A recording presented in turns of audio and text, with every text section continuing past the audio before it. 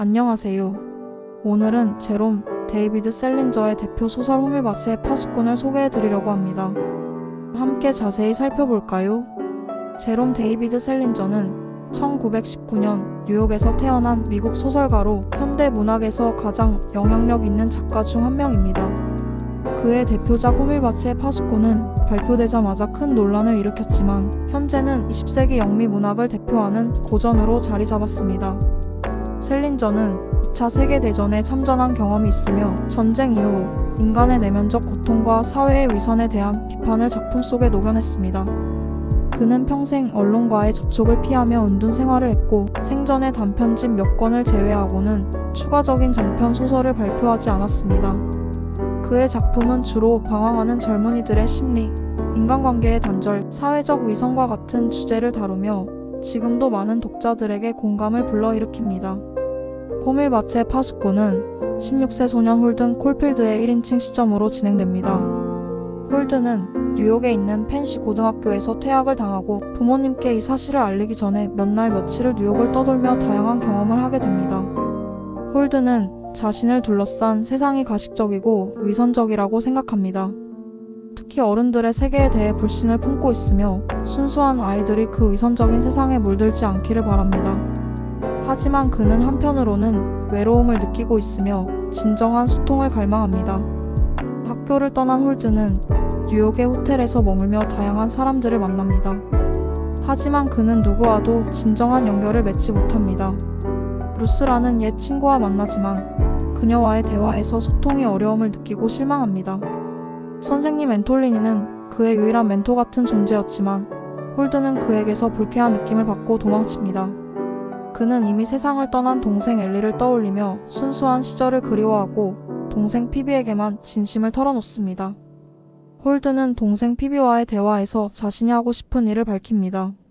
그는 세상의 모든 위선과 타락으로부터 아이들을 지키는 호밀밭의 파수꾼이 되고 싶다고 말합니다.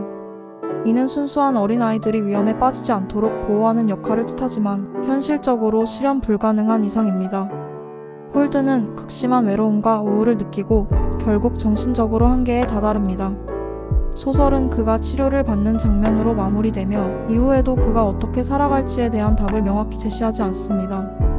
이처럼 호밀밭의 파수꾼은 전형적인 이야기 구조를 따르기보다 홀든의 내면, 세계와 감정의 흐름을 따라가는 방식으로 서술되며 독자들에게 그의 심리를 깊이 공감하도록 합니다.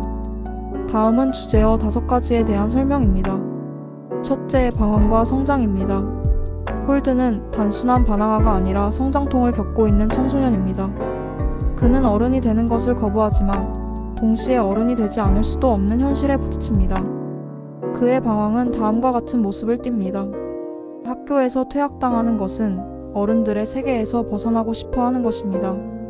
뉴욕에서 홀로 지내며 자유를 갈망하지만 외로움도 느낍니다.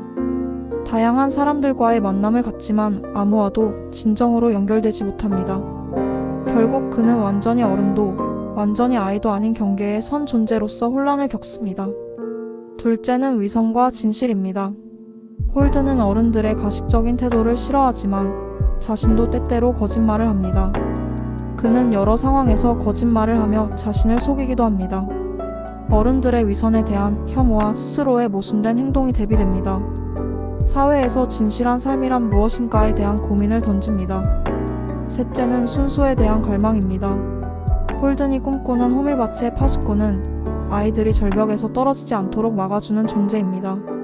이는 순수한 아이들을 보호하고 싶다는 그의 순수한 열망을 상징합니다.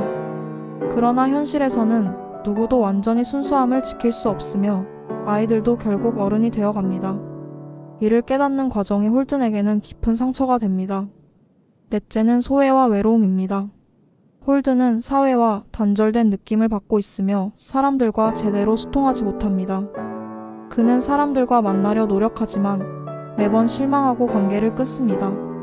특히 부모님과의 관계가 소원하며 유일하게 마음을 열 수 있는 대상은 동생 피비뿐입니다. 이러한 홀든의 태도는 현대 청소년들의 심리적 문제와도 연결됩니다. 다섯째는 현대사회의 문제점입니다. 호밀밭의 파수꾼이 오늘날에도 공감되는 이유는 사회가 청소년들에게 요구하는 것들이 변하지 않았기 때문입니다. 성적과 성공을 중시하는 사회는 진정한 소통이 부재한 사회이며 정체성에 대한 혼란을 가져다 줍니다. 홀든의 고민은 단순히 1950년대 미국의 문제만이 아니라 현대에도 여전히 유효한 문제입니다. 다음은 독서 토론에서 나누기 좋은 발제문입니다. 첫째, 홀든은 단순한 반항아인가, 시대의 희생자인가? 그의 반항은 단순한 성격 때문인가, 아니면 사회적 문제의 결과 때문인가에 대한 생각을 나눕니다. 둘째, 어른이 된다는 것은 무엇을 의미하는? 어른과 아이의 경계는 무엇이며 우리는 어떻게 어른이 되어가는 것인지에 대해 생각해봅니다. 셋째, 호밀밭의 파수꾼이 의미하는 것은 무엇인가? 이 표현이 상징하는 바와 홀든의 심리를 분석해봅니다. 넷째, 홀든은 진정한 소통을 원하는가 아니면 도망치는가? 그가 관계를 원하는 것인지 관계를 거부하는 것인지 생각해봅니다. 다섯째, 현대사회에서도 홀든 같은 청소년이 존재하는가? 현대 청소년들과 비교하며 이야기를 나눕니다. 호밀밭의 파수꾼은 단순한 성장소설이 아니라 한 청소년이 세상과 부딪히면서 겪는 심리적 방황을 깊이 있게 탐구한 작품입니다. 홀든 콜필드는 단순한 반항아가 아니라 자신이 속한 사회와의 괴리 속에서 길을 찾지 못하는 모든 청춘들의 상징입니다. 우리는 때때로 홀든처럼 어른들의 세계가 가식적이고 위선적이라고 느낄 때가 있습니다. 세상의 불합리함에 화가 나고 진정한 소통이 어려울 때도 있습니다. 하지만 홀든이 뉴욕을 떠돌며 여러 사람들을 만나듯이 우리도 삶 속에서 다양한 경험을 하면서 성장해 갑니다. 특히 홀든이 꿈꿨던 호밀밭의 파수꾼이라는 상징은 지금도 많은 독자들에게 깊은 여운을 남깁니다. 우리는 정말 아이들을 순수한 상태로 지켜줄 수 있을까요? 아니면 결국 삶이란 때때로 상처받고 성장하면서 더 넓은 세상을 배워가는 과정일까요? 홀든이 피비와 함께 놀이공원에서 기쁨을 느끼는 마지막 장면은 완전한 절망 속에서도 희망의 가능성이 있음을 암시합니다. 이 책이 수십 년이 지나도 여전히 많은 사랑을 받는 이유는 누구나 한 번쯤은 홀든과 같은 감정을 경험하기 때문일 것입니다. 어쩌면 우리도 인생의 어느 순간 길을 잃고 방황할 수도 있습니다. 하지만 그 과정 속에서 우리는 점점 더 성장하고 결국엔 자신만의 답을 찾아갈 것입니다. 호밀밭의 파수꾼을 읽고 난 후 여러분은 어떤 생각이 드셨나요? 홀든의 방황과 고민이 오늘날에도 유효하다고 느껴지나요? 혹은 여러분만의 호밀밭의 파수꾼은 어떤 모습일까요? 이 영상이 여러분에게 새로운 시각을 제공할 수 있었기를 바랍니다. 앞으로도 좋은 작품과 함께 더 깊은 이야기를 나눌 수 있길 기대하며 다음 영상에서 또 만나요. 감사합니다. 더 좋은 영상을 위한 응원으로 구독과 좋아요 버튼 꾹 눌러주세요.